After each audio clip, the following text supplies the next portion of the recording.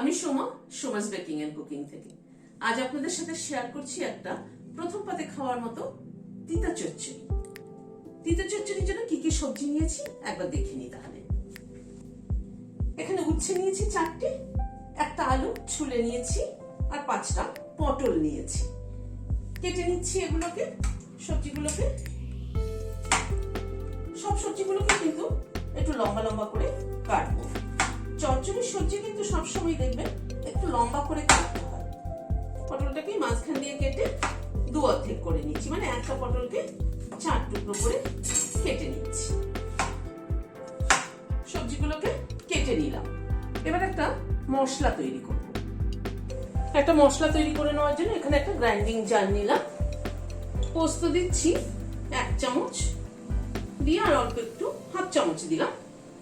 নারকেল কোড়া দিচ্ছি এর সাথে 1 চামচ, 2 চামচ, আর একটা লঙ্কা ভেঙে দিয়ে দিচ্ছি।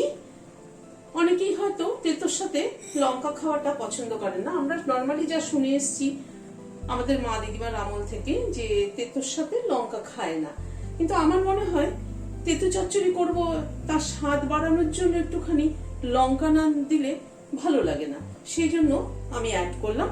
আপনাদের ইচ্ছে হলে অ্যাড করবেন, না হয়তো স্কিপও করতে পারেন। এই মশলাটার একটা পেস্ট তৈরি করে নিচ্ছি। অল্প একটু জল দিয়ে দিলাম। গ্যাসে একটা কড়াই বসালাম, সরষের তেল দিচ্ছি।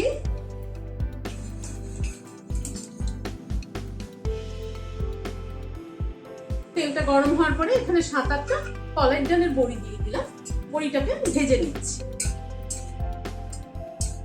বড়ি কিন্তু একটু পরিমাণ মতো তেলে ভাজতে হয়, তা না হয়তো বড়ির ভেতরটা কাঁচা থেকে যায়। মানে খুব কম তেলে কিন্তু বড়ি ভাজা হয় না। বড়িটাকে লাল করে ভেজে তুলে নিলাম। এবার ওই তেলে 1/2 চামচ কালো জিরে দিলাম। একটা কাঁচা লঙ্কা ফোড়নে দিলাম।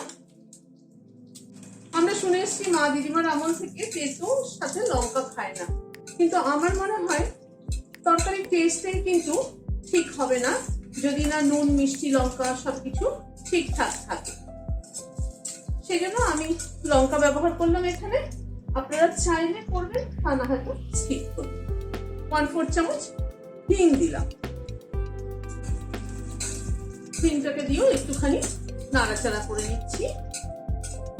গ্যাসের ফ্লেমটাকে কিন্তু একদম কমিয়ে রেখেছি। প্রথমে আলু দিলাম।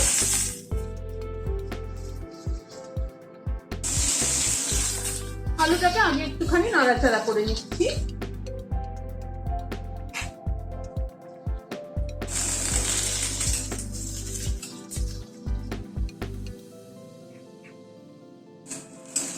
আলুটাকে মিনিট খানেক একটু নাড়াচাড়া করে নিলাম।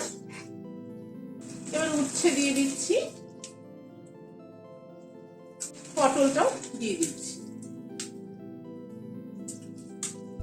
নুন দিয়ে দিলাম 1/2 চামচ, পরিমাণ মতো একটু হলুদ দিয়ে দিলাম। এবার সব সবজিগুলোকে একসাথে একটুখানি নুন হলুদ দিয়ে ভেজে নিচ্ছি।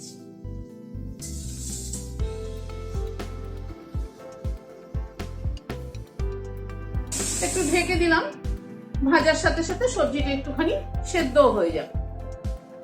মিনিট 3-4 মতো ঢাকা ছিল, ঢাকাটা খুললাম।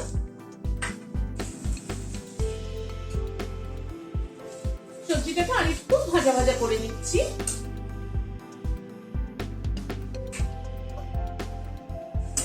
সবজিটাকে আর মিনিট 2 মতো একটু নাড়াচাড়া করে নিলাম। এবারে পোস্ত আর নারকেলের পেস্টটা দিয়ে দিলাম। কন্টেনারটার মধ্যে অল্প জল দিয়ে দিচ্ছি।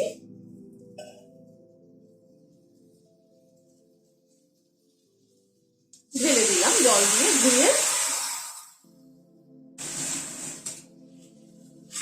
সবকিছুকে দিয়ে আবারও একটুখানি কষিয়ে নেব।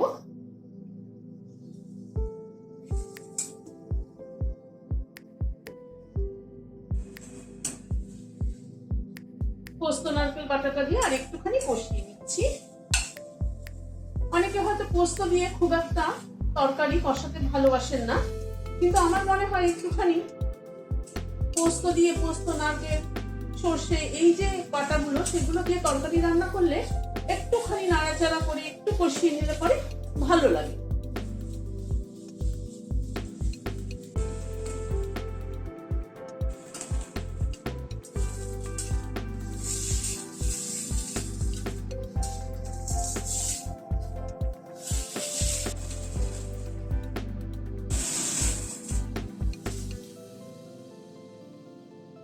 হাফ চামচ চিনি দিয়ে দিলাম।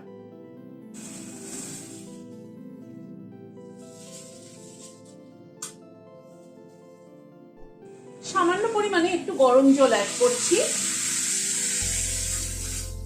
জাস্ট তরকারিটা একটুখানি মাখো মাখো হওয়ার জন্য। কেউ চাইলে কিন্তু ওরকম শুকনো রাখতে পারে, কিন্তু আমার একটুখানি মাখো মাখো হলে ভালো লাগে, সেই জন্য আমি অল্প জল ব্যবহার করলাম। এখানে হামানদিস্তা নিলাম, তাতে বড়ি কটা যেটা ভেজে রেখেছিলাম দিয়ে দিলাম। বড়িটাকে একটুখানি গুঁড়ো করে নিচ্ছি। বড়িটাকে কিন্তু একদম গুঁড়ো করে ফেলবো। একদম গুঁড়ো করে ফেললে সেটার একরকম টেস্ট হয়, আর অল্প অল্প দানা দানা রেখে মানে একটুখানি বড়ি রেখে রেখে করলে পরে তার কিন্তু এক টেস্ট।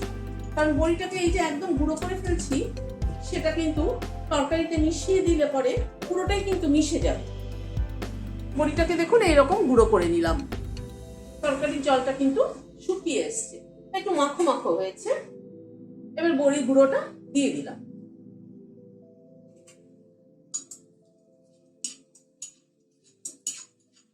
দিয়ে বড়িটাকে মিশিয়ে দিচ্ছি।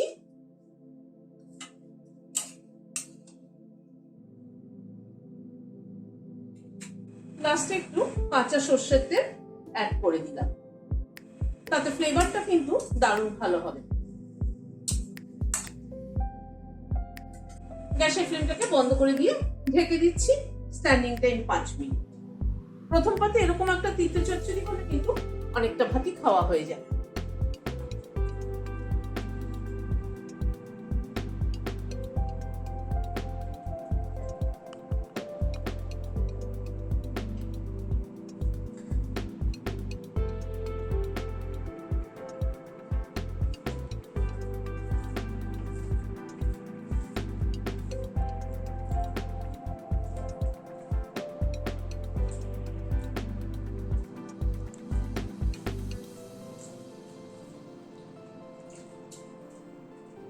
খেতে কিন্তু দারুণ হয়েছে। আপনারাও বানিয়ে দেখবেন, এরকম একটা তিতো চচ্চড়ি প্রথম পাতে খাওয়ার জন্য দারুণ লাগবে। কিন্তু ভালো লেগে থাকলে একটা লাইক এবং সাবস্ক্রাইব করার অনুরোধ রইল। আজ তাহলে এখানে শেষ করছি। নমস্কার।